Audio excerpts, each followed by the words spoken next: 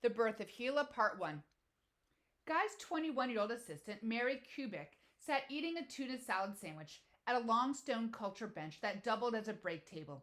She and Margaret and the other women in the Guy lab spent countless hours there, all in nearly identical cat eye glasses with fat, dark frames and thick lenses, their hair pulled back in tight buns. At first glance, the room could have been an industrial kitchen. There were gallon sized tin coffee cans full of utensils and glassware, powdered creamer, sugar, spoons, and soda bottles on the table, huge metal freezers lining one wall, and deep sinks Guy made by hand using stones he collected from a nearby quarry. But the teapot sat next to a Bunsen burner, and the freezers were filled with blood, placentas, tumor samples, and dead mice. Plus, at least one duck Guy kept frozen in the lab for more than 20 years after a hunting trip, since it wouldn't fit in his freezer at home. Guy had lined one wall with cages full of squealing rabbits, rats, and guinea pigs. On one side of the table where Mary sat eating her lunch, he'd built shelves holding cages full of mice, their bodies filled with tumors. Mary always stared at them while she ate, just as she was doing when Guy walked into the lab carrying the pieces of Henrietta's cervix. I'm putting a new sample in your cubicle, he told her. Mary pretended not to notice. Not again, she thought, and kept eating her sandwich. It can wait till I'm done. Mary knew she shouldn't wait. Every moment those cells sat in the dish made it more likely they'd die. But she was tired of cell culture, tired of meticulously cutting away dead tissue from gristle from a steak, tired of having cells die after hours of work. Why bother, she thought. Guy hired Mary for her hands. She was fresh out of college with a physiology degree when her advisor sent her for an interview. Guy asked Mary to pick up a pen from the table and write a few sentences. Now pick up that knife, he said. Cut this piece of paper. Twirl this pipette. Mary didn't realize until months later that he'd been studying her hands, checking her dexterity and strength to see how they'd stand up to hours of delicate cutting, scraping, tweezing, and pipetting. By the time Henrietta walked into Hopkins, Mary was handling most of the tissue samples that came through the door. And so, for all samples from Tillin's patients, and so far, all samples from Tillin's patients had died. At that point, there were many obstacles to growing cells successfully.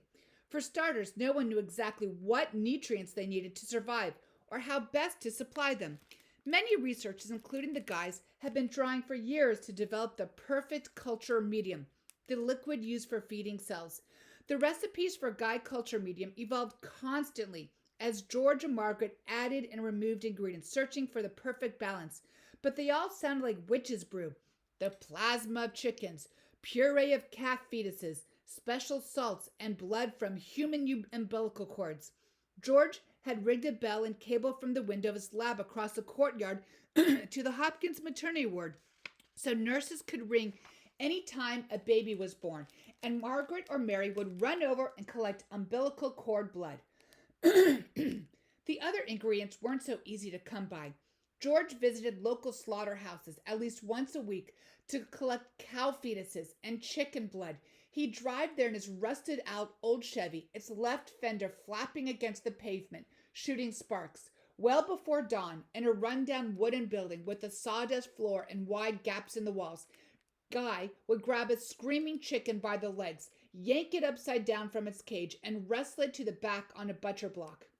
He'd hold its feet in one hand and pin its neck motionless to the wood with his elbow. And with his free hand, he'd squirt the bird's chest with alcohol and plunge a syringe needle into the chicken's heart to draw blood. Then he'd stand the bird upright, saying, "Sorry, old fella," and put it back in its cage. Every once in a while, when a chicken dropped dead from the stress, George took it home so Margaret could fry it for dinner. Like many procedures in their labs, the Guy chicken bleeding technique was Margaret's creation. She worked out the method step by step, taught it to George, and wrote detailed instructions for the many other researchers who wanted to learn it. Finding the perfect medium was an ongoing experiment, but the biggest problem facing cell culture was contamination. Bacteria and a host of other microorganisms could find their way into cultures from people's unwashed hands, their breath, and dust particles floating through the air and destroy them. But Margaret had been trained as a surgical nurse. which meant sterility was her specialty. It was key to preventing deadly infections in patients in the operating room. Many would later say that Margaret's surgical training was the only reason the Guy lab was able to grow cells at all. Most culturists, like George, were biologists. They knew nothing about preventing contamination. Margaret taught George everything he knew about keeping cultures sterile, and she did the same with every technician, grad student, and scientist who came to work or study in the lab. She hired a local woman named Minnie, whose sole job was washing the laboratory glassware using the only product Margaret would allow: gold dust twin soap.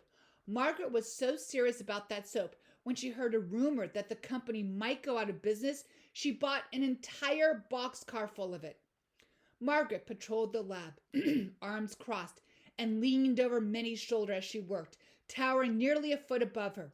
If Margaret ever smiled, no one could have seen it through her ever-present surgical mask.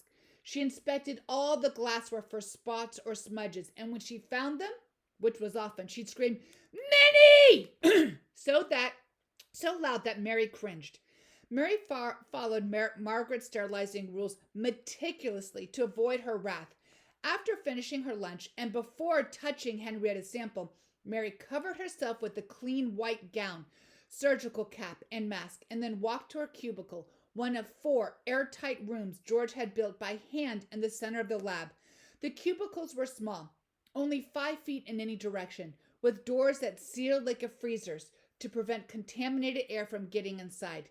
Mary turned on the sterilizing system and watched from outside as her cubicle filled with hot steam to kill anything that might damage the cells. And when the steam cleared, she stepped inside and sealed the door behind her. Then hosed the cubicle cement floor with water and scoured her workbench with alcohol. The air inside was filtered and piped in through a vent on the ceiling.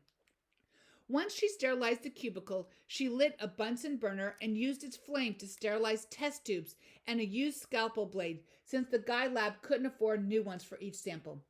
Only then did she pick up the pieces of Henrietta's cervix, forceps in one hand, scalpel in the other, and carefully slice them into 1 millimeter squares.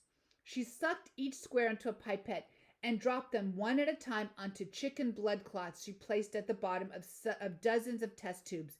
She covered each clot with several drops of culture medium, plugged the tubes with rubber stoppers, and labeled each one as she labeled most cultures they grew, using the first 2 letters of the patient's first and last names. After writing HeLa for Henrietta and Lax in big black letters on the side of each tube, Mary carried them to the incubator room that Guy had built just like he'd built everything else in the lab, by hand and mostly from junkyard scraps, a skill he'd learned from a lifetime of making do with nothing.